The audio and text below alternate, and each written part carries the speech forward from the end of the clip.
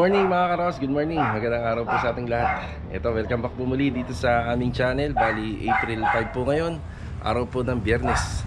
So ito, itutuloy natin yung mga ongoing project natin dito sa Phase 1. Yung Angeli at saka yung inner na row house. Meron din tayong project dito sa Phase 6, dalawang Athena. Tapos sa Phase 3, isang Angelic na inner unit at saka dun sa Metroville. Maganda yung weather natin ngayon, hindi po masyadong mainit. Yun na, huwag nga lang uulan. So ito mga karos, kahapon yung last part ng video natin, bumili po tayo ng pang electrical. Additional pa, flexible hose. Tapos meron din po tayong number 12 at saka number 14 na wire. Ayan, dadali natin sa phase 3. Bali ngayon, punta muna tayo sa hardware para bumili ng additional na metal studs, mga 6 na piraso pa. Ito, sabahan nyo muli kami ngayong araw po ng Biyernes, simula umaga hanggang hapon. Kaya ito mga karos, enjoy watching po. Tara! Ayan, sa hardware na tayo. Ayan, weather natin, oh. Wag lang na talagang uulan. Bali, 6 na pirasong metal studs. Yan, 720. Ayan. So, 2, 4, 6. Ayan, dito na tayo. Tapos ito yung mga binili nating wire kahapon at saka flexible additional.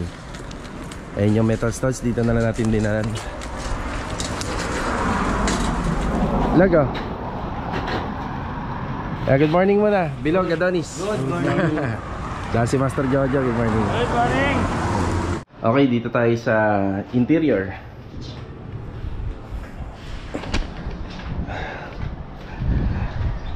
Ayan, dito tayo sa loob. So, nasa phase 3 pa rin po tayo hanggang ngayon. Ito yung mga plano ni client owner na mga gagawin po dito. Bali yung sa pintuan niya dito. Ito yung toilet and bathroom din. Naka wall fluted panel po to, pag-akit ng pintuan.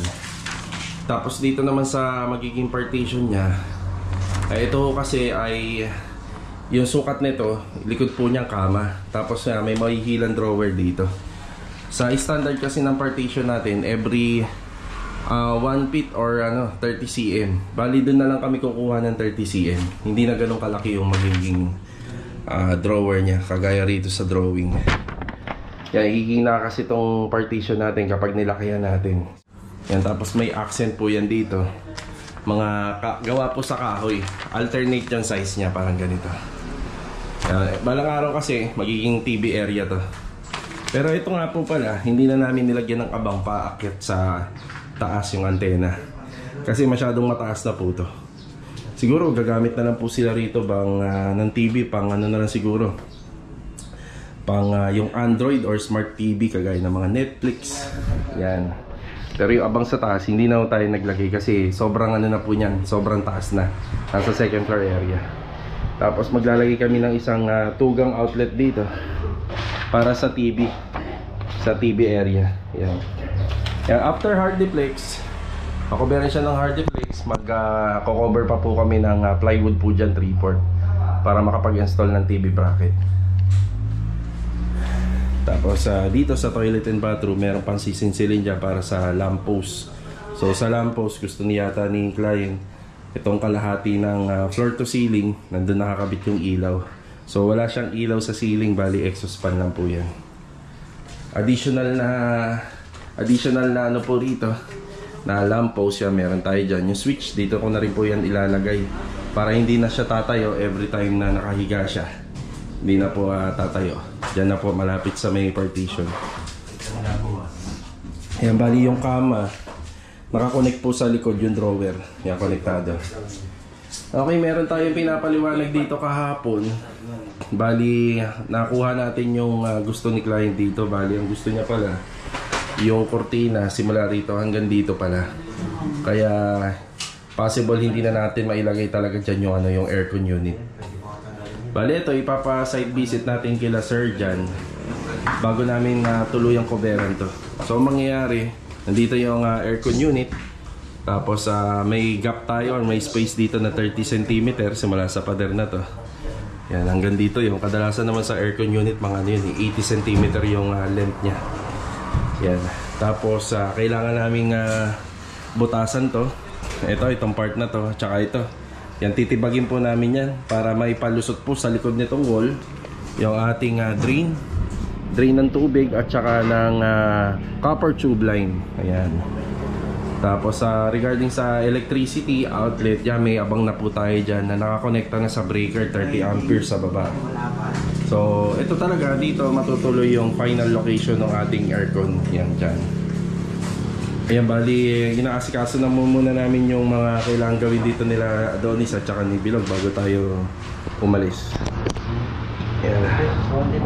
Pasagay yung nalapad mo.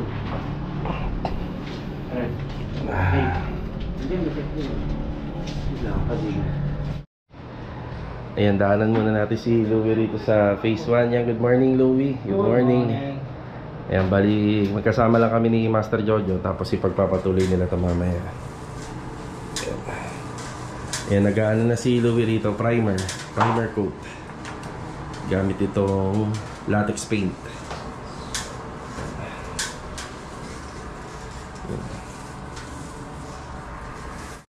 Sa phase 1 naman tayo. Medyo umabol lang ng konti. Wag lang talagang uulan yan. Kanina ko pa binabanggit. Okay, dito si Jamil. Good morning. Good morning. May merienda si Jamil. Mga ginagawa niya rito. Bali, Mil, ano yung mga mapipinturahan dito ngayon? Yung pinto? Ayun. Ito, mga nakasalang. Okay, ito, magkakaroon na ng ano to. Oak wood varnish. Bali, nakapokus pala si Jamil ngayon sa Duco varnish.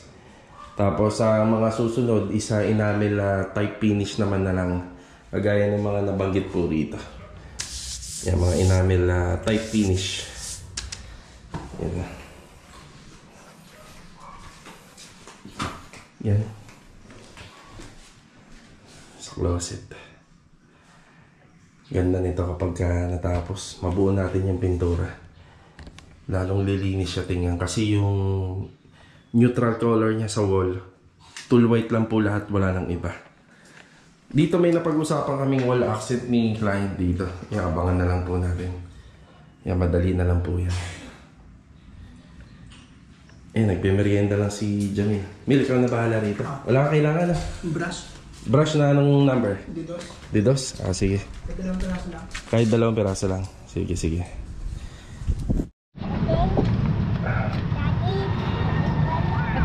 Yan lang. Sa office tayo. Inakuha muna natin si Mrs. ng gate pass para yan sa phase 3. Yan, phase 3. Bali, magpapapasok na tayo doon ng materials para sa door grills. Yan, may door grill po yung ano niya, yung likod. Gagawa tayo. Or magpapabricate tayo ng door grill na may hamba. Tapos magpapapasok na rin tayo ng ano, pang-ingay ng motor. Pasok na rin tayo ng, mga plywood para po dun.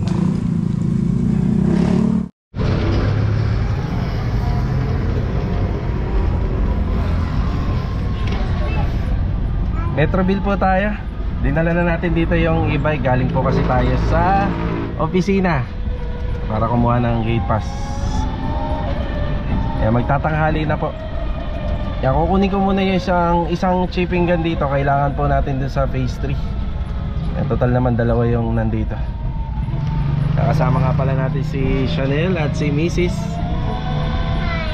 Nakapamasyal si Chanel Yan, dito na tayo. Sila Ricky. Yeah. Namasyal siya, Rick, good morning. Good morning. Good morning. Iramin ko yung isang heavy duty na chipping gun. Yung malaki. Unti-unti na nababawasan yung ating hollow blocks dito, materials. Yan, Tam, good morning, Tam. Good morning. Yan, good morning. Kuya Boy, good morning po. Good morning. Yan. Bali dito magdadala kami ng makapal na hard deflex na ginagamit po namin dito sa hagdanan. Yan ang ipang-cover po natin dito. So ito, may asinta na. Ang ginamit namin dito, D4. D4 doon naman D5. Yung sumusuka ni siya ng dito? Pareha lang to? Ganyan din?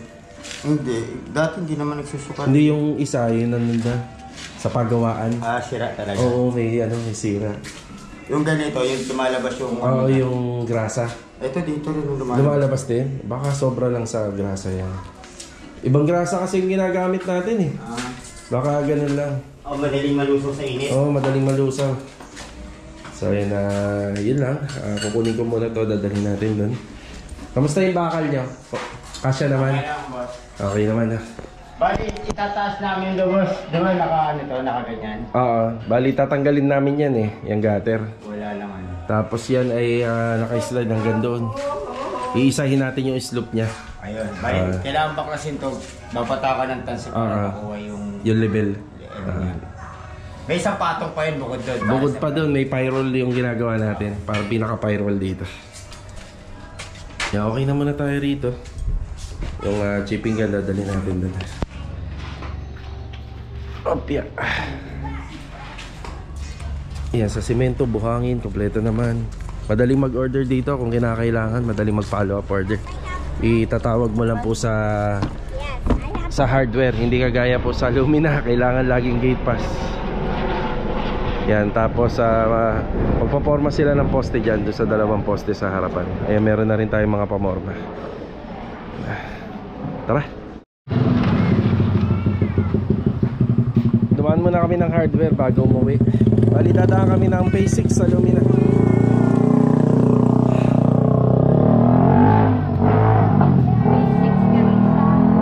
Then Lumina na Phase 6 dadaan tayo. Ito isa Phase 7 Carissa to. Bali, bumili tayo ng diamond blade, dalawang cutting disc para sa ginagawa nila bilog sa Phase 3. Yan, 360. Yung diamond blade doon, yung una na pudpud na. Tara. Dito na tayo sa Phase 6. Kaso nga lang, hindi natin inabutan yung mga tao. Nag-break time na. Yan, nag-uuwian po sila pag break time. Yan, kukunin ko sana yung ano rito, yung welding machine. Yan, tanghali na muna. Yan, pinagpapatuloy po nila yung installation ng tiling dito. Yung tiling works sa second floor. Tapos kayo din doon naman sa overall paint finishing dito sa kabila.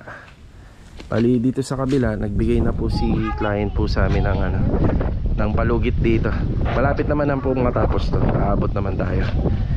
Yan, wag lang mag-uulan-ulan.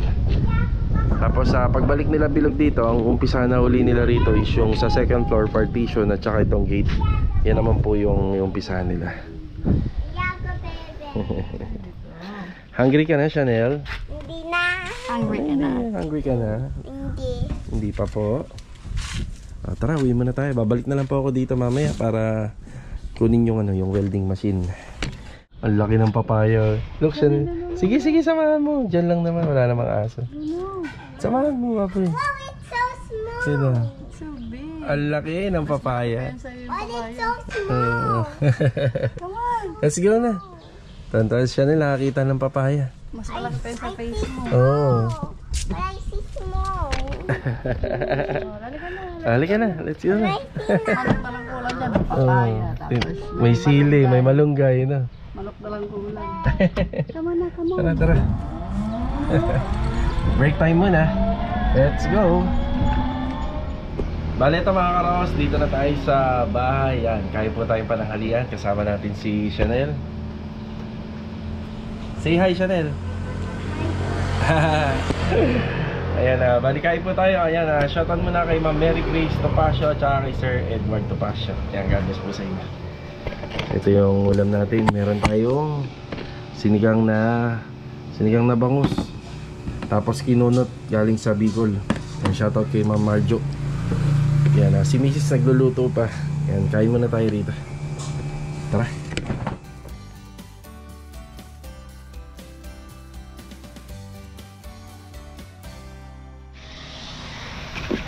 Balik tayo rito sa Phase 3.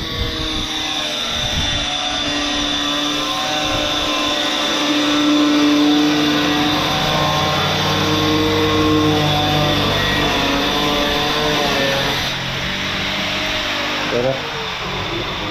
Bagong balag sa akin, kabilis. Ibaba ko lang dito tong chipping gun. Tapos babalik tayo ng Phase 6 para kunin yung ibang gamit nila. Yung barena. Barena yung welding machine. Ay, iniwan mo dito. Yan, dadaling ko pa lang. Ay, Tara.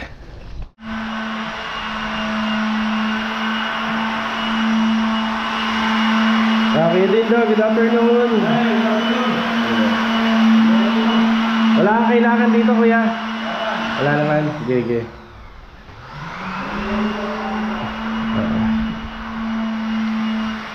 Sa kabila. Ito na yung mga gagamitin para sa framing. Meron tayong mga bakal pa rito. Additional na mga hard deflex board para naman dyan sa room division sa taas. Ay, si Kuya Richard. Kuya Richard, good afternoon. Tsaka si Marvin. good afternoon. Bin, pakihanap nga. Ay, ayun, yun, building. Yan, pakilagay lang doon sa labas. Ako na magsasampa sa e-bike. Tapos sa... Kuya Richard, nakita niyo daw ba yung mga gamit pang welding nila? Ayun. Yung balde. Ay, inaayos nila rito yung header. Ayan, para maging malinis na tingnan.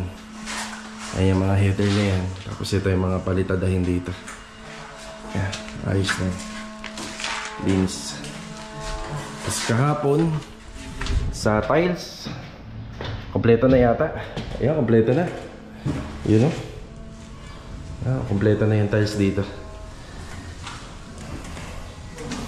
Ito yung diskarte ko lang kapag gumagawa tayo. Yan o. Bali, kisame muna. Pagkatapos ng kisame, kasama na dyan yung mga electrical. Kapag PVC panel, ayan, nag-aabang tayo ng mga para sa partition. Yan na. Pagkatapos ng kisame, ito tiles. After tiles, pwede na mag-set ng layout para sa room division. Tapos dito, may hallway dito. Tapos may handrail dyan. Tubular din. Tubular tsaka ganito. Mga square bar.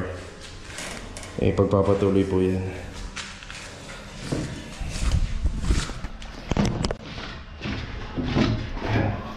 Pagkatapos naman dito sa mga plastering, pwede na mag-layout dito ng para sa tiles, sa flooring. Ayan na. May mga additional tayong binili na materials dito, kagaya ng buhangin. Ayan yung buhangin. Meron tayo dyan. Kaya hindi na mabibitin. Yung sa kabila halos na bistay na kasi. Yan, babalikan na lang yung mga kalat dun. So ito muna sa ngayon ang mga palitada rito, para malinis na tingnan. Baba ng kisame dito. Kung medyo mataas-taas to, maganda sana naka-cove ceiling pa. Parang abot tao na. Lalo na ayan, no? Lalo na kapag may drop ceiling pa yan, nandito na abot na. Bumalik tayo rito sa phase 3 ulit. Bali dito po tayo nakatutok sa mga dapat gawin dito. Yan na. Bali welding machine sa phase 6 galing to. Bali dinala muna natin dito. Kasama po sa contract namin, gagawa kami ng door grill dito. Yan, door grill. Tapos meron pong yan, may canopy po yan dyan. Maglalagay tayo ng bubong dyan, pero baka polycarbonate na lang. Yan yung allowed dito. Tapos ipagpapatuloy pa yung ibang mga rito sa mga welding. Yun nga, kagaya nun sa likod. Tapos yung sa partition din, yung setup. Yung setup natin dyan. Ito nga po pala yung extension area. Yan, bali itong itim na pintuan, yan dito yan. Yan dito yung kakabit. Bali papalitan po ito. Yan, papalitan. Yan, mumurahin nga na lang po ito. 2,800 lang ata yung bili namin dito din sa City Mini Home Depot.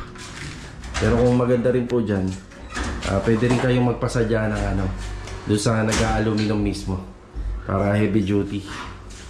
Medyo may kamahalan ng alang. Ayan. Ito na yung update dito. Ang gusto ni client dito sa opening ng pinto, ang pihit palabas. Yan, kakaiba to sa mga ginagawa namin. Kasi kadalasan opening papunta rito. Yan, pabaling dito, paloob. Ganun din dito sa toilet and bathroom. Itong sa toilet and bathroom, sadyan talagang palabas na. Ayan, palabas na, pag ganyan na. Kasi uuntog na yan kapag sa ano, sa water closet, sa toilet bowl. Yan, sasagi na po siya. Isang idea rin dito na maganda, sliding. Yan, sliding door gamit yung aluminum. Ito aluminum din to pero hindi ganun ka malambot lang. Yan, tapos yung location dito ng lamppost, pinabago natin, pinakabaan natin yung wire. Yan dito sa gitna. Yan ang switch button niya, switch button, tapos nandito yung lamppost. Yung bandang gitna lang nitong partition. So sana makapunta si Sir dyan, kung makakadaan, makakapagbigay siya ng instruction para rito sa installation ng aircon. Kasi kami yung gagawa ng abang, tapos sila yung mag-i-install. Okay. Gahasa si Adonis.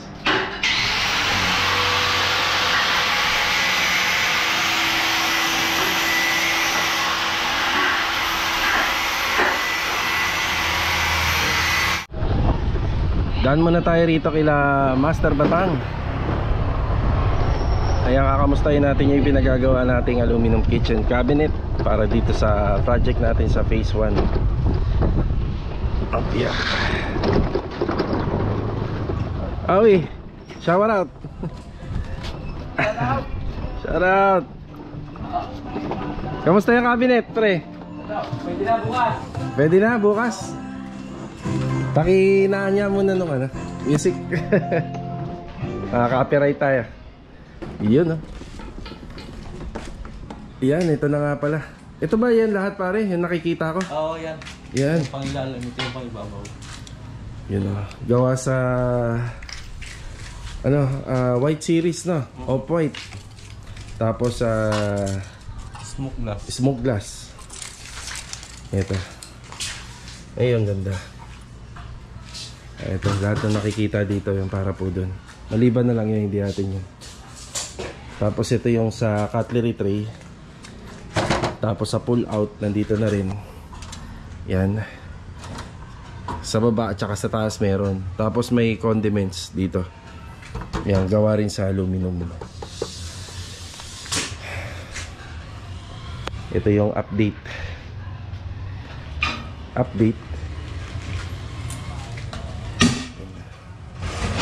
Ano ba kapal, Master Ryan, ng ating smoke glass? 732. 732 Hindi ako nagkakamali, 5mm. or 1/4? Hindi. Hindi, Langanin mas makapal. Mas makapal lang konti sa 1/4. Iba kasi ang mga thickness ng salamin eh, no? Iba-iba. Kumpara sa mga cement board. Yan na. Yan, nandito tayo sa hardware. Dito natin in-order yung mga additional na materials pa sa phase 3. Pero yung mga plywood, yung kindray at saka yung mga liston, baka bukas na lang ng hapon. Total naman, hindi pa naman kailangan dun. Bali, ito muna mga galvanized na tubular. So gagamit tayo dun ng 2x2, 1x1, tsaka 1x2 para dun sa pinaka-trusses ng canopy at saka sa door jamb at saka sa pintuan ng grills. Ayan, door grills, gagawa tayo dun sa may back extension area. Bali 18,672. Yan. Dito ulit tayo sa phase 3. Yan mga karawahas. Bali, shoutout muna kay Sir Nino at saka kay Ma'am Mildred Echage from Canada. Yan, God bless po sa inyo dyan. Ingat palagi. So ito, bigay na po tayo ng final update dito. Bali, bago po yan, maraming salamat kay Sir. Nagbigay siya ng chocolate and tumbler. Yan, sa client natin sa phase 1. Yan, maraming salamat po. Yun, oh. Dito yung kalat naman natin kahit ganito, nandito naman po sa area ng unit. So wag lang po yun nandun banda. Tapos itong mga buhangin, yung iba rito ay bibistayin pa natin para magamit po natin dito. Yan. Tapos yung iba sa plastering. Yan, babakbakin pa po yan. Kaya dinala natin yung chipping gun. Tapos may paparating tayong bakal. Kung sakaling hindi abutan, dito naman po yan ibabagsak sa may harapan lang. Ay, lalagay tayo ng canopy rito. Yan. Tapos yung mga downspout, yung mga nakaplano yan kung saan natin ilalagay. Tapos meron tayo isang pailaw dito. So dito nga po pala, magkakaroon tayo ng slab counter. Yung slab counter natin. Tapos asinta ng hollow blocks din. Slab counter.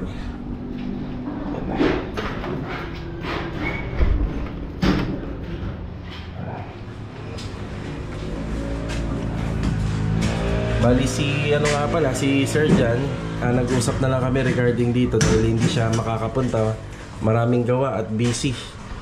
So binigyan niya na lang ako ng instruction dito kung paano yung magiging sukat namin.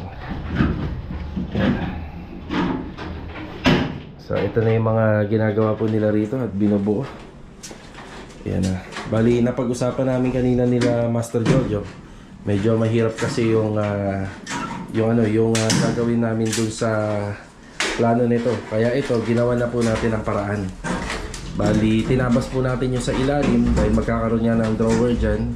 Tapos naglagay tayo ng another framing or horizontal para magkaroon ng bracket dun. So, matibay pa rin tong gawa natin kahit itong ilang pirasong studs ay hindi na po sumayad dito sa flooring. Yan, matibay pa rin po yan. Lalo na sasalpakan natin ng plywood.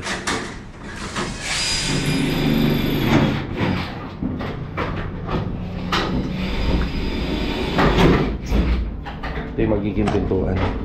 Tapos ito naka-tiles to. Tapos ito, naglagay kami ng hard deflex dito para pag tinitingnan sa labas hindi makikita yung studs. Yan yung ginawa namin.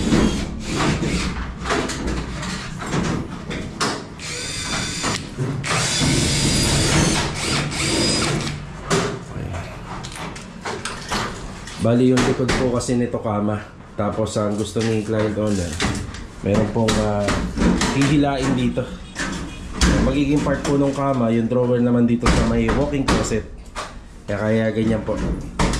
Binago natin. Tsaka para mas malaki yung drawer pag hindi.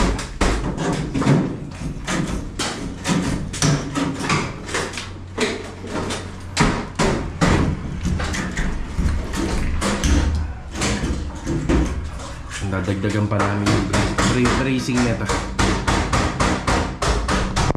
Yan, madadagdagan pa siya. Yan yung bracing niya, abot pa yun dito. 80 cm yung length ng aircon. Tapos ang turo sa akin ni Sir Jan, simula daw dun sa ceiling. Bali, magbaba daw kami ng 45 cm para safe na po yun. Yun na yung pinakababa ng aircon. Yan, tapos dito, yung linya namin, dito na po tatagos yun sa pader. So, babakbakin pa po namin yan, yung pader na yan. Diyan man na. Yan, patatagosin po natin yan.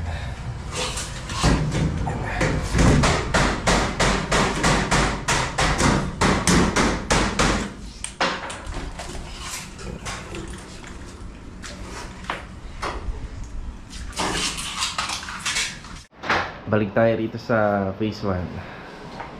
Ang lamig-lamig na sa mata nitong ginagawa namin makeover dito sa extension ng Angeli. Ang bukas may kakabit na po yung rito, aluminum kitchen cabinet. Yun yung pinuntahan natin kanina para dito po yung sa project na to. Tsaka dito.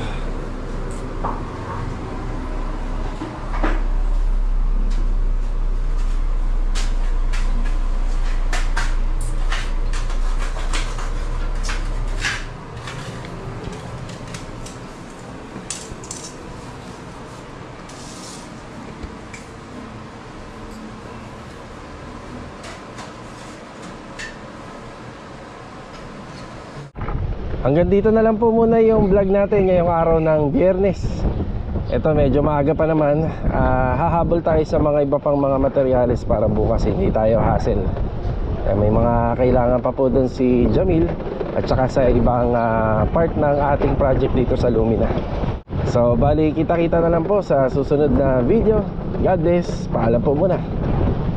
Let's go. Tara.